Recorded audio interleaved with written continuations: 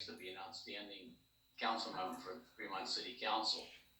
You know, her leadership and commitment has been amply demonstrated by her service to the Ohlone College Board. And, you know, it's, when you look at somebody on the city council, you know, Mark pretty well described a lot of the attributes of that, you know, he missed a few or didn't describe a few. Left me for a couple of them, I think. One is vision. And, you know, certainly you have to have a vision for what you want your community to be like.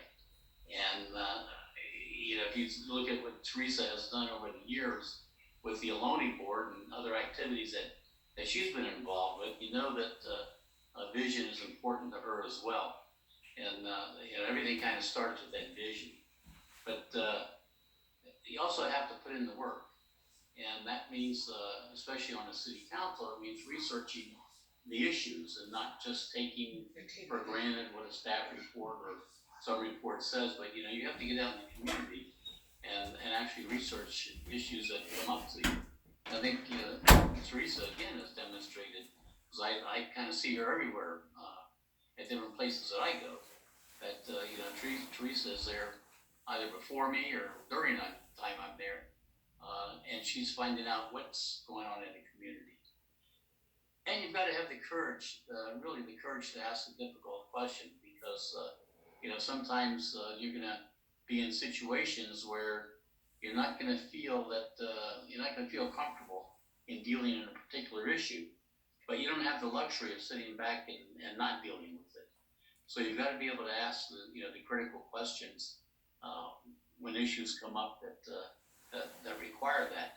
And certainly with this pandemic that we're all under right now, when that leaves, and you know, hopefully we start getting back to the new normal, because things will never be back to the old normal.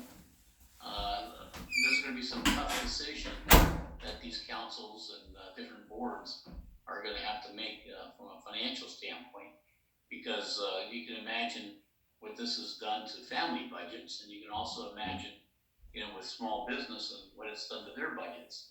And that's where I think Teresa really has a cutting edge favoritism with her knowledge of small business and the work that she's done with the State Department and the trades area.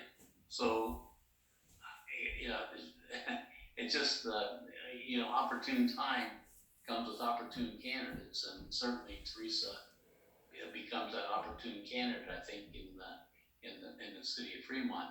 And you know, one of the real qualities that I think sets Teresa apart is the ability to listen, because I've known her to be, you know, a great listener. When, you know, when people come up with issues, you may not always agree, but you've got to be able to, you know, state your position, but also listen and be open to what they're going to say, because you know, God gave you 2 ears and 1 mouth, and you kind of got to use them in that